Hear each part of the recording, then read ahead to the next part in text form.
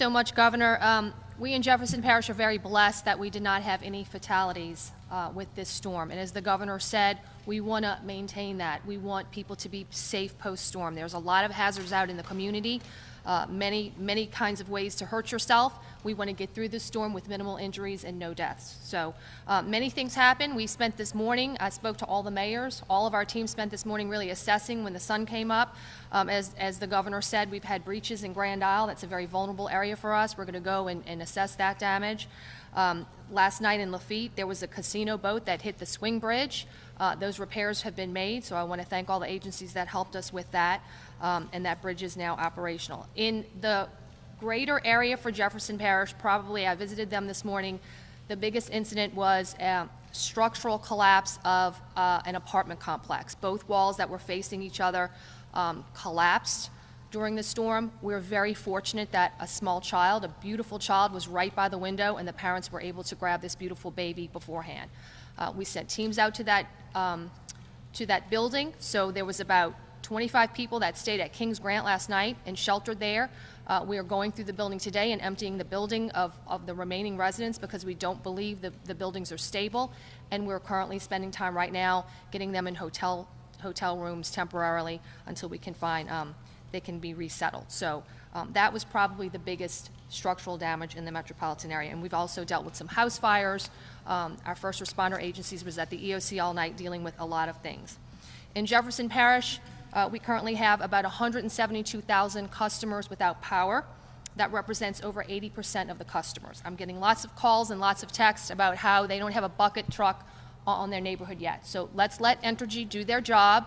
Let's let them do their job as efficiently as they can, which means that you don't see a bucket truck in front of your house right away, that they're doing a system-wide assessment. They know how to do it the most efficiently as possible to get the most number of customers online. Certainly, their priority is hospitals, nursing homes, first responder agencies. Our water plant is on backup power, so those critical infrastructure needs that we have for basic public health and safety need to happen first. I ask for everyone to be patient. This was a major electrical outage. I know it's not how we're used to living. I know you're used to having your Cox cable on and your internet, but the more patient we can be and the more we let Entergy be able to do the job that they're working hard at right now, let's let them do that before we clog up our lines on when is my energy going to be turned on, okay? So let's let them do their best job that they can. So most of the hospitals, I'm told, are back on regular energy. They were all on generator power, and most of our hospitals are on energy. We have concerns about our sewer station. So when you go into your home, water is fine, but when you go into your home and you take a shower or you do laundry, all of that wastewater that leaves your house needs to travel to our treatment plants via lift stations. We have 500 lift stations throughout the parish that are powered by energy. We do not have backup fuel service for all of those lift stations. We enlisted our emergency contract to bring out both the backup, the diesel pumps, as well as 18-wheeler trucks to come out and actually physically push that matter through. If you don't have to do your laundry, we want you to just engage in your basic services to produce the least amount of wastewater out of your home. Go to the bathroom. Don't do your laundry right now, okay? It's those kind of decisions we need to make so we avoid backups, because the longer the electricity is out and the more days we're out, now we're going to start seeing other problems with backup sewer, and we don't want that to happen. Obviously, that's going to be a health hazard for us. So please, please go to the bathroom, but produce the minimum amount of wastewater from your home as possible. We also have activated our traffic signals contract for both the signals, as well as we have teams putting out stop signs. Again, as the governor said, and we all shared this concern with all of our roads and our trees, we don't need to have vehicle accidents because of people not stopping. So treat every intersection as a four-way stop. The other issue we're hearing from our hospitals is that people are going in with their oxygen tanks. The backup battery only lasts for about 12 hours, and now, of course, that's expiring. We don't want people in the hospital who don't need medical issues to be resolved just because they can plug in.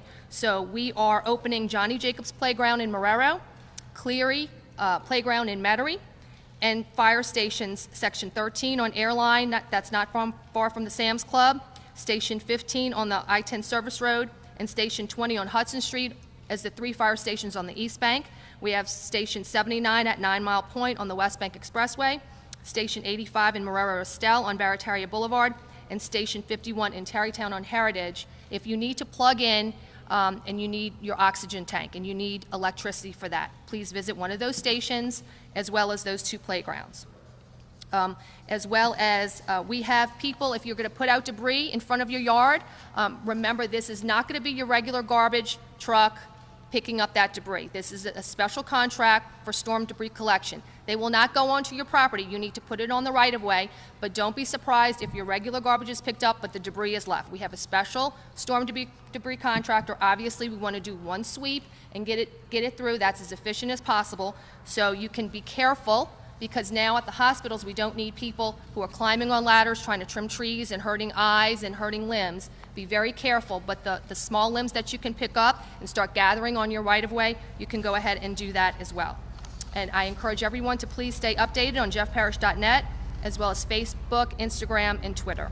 And for any text alerts for Jefferson Parish, please text alert, JP Alert, one word, JP Alert, to 888-777, or for our Spanish-speaking people, JP Noticias to 888-777. Thank you very much.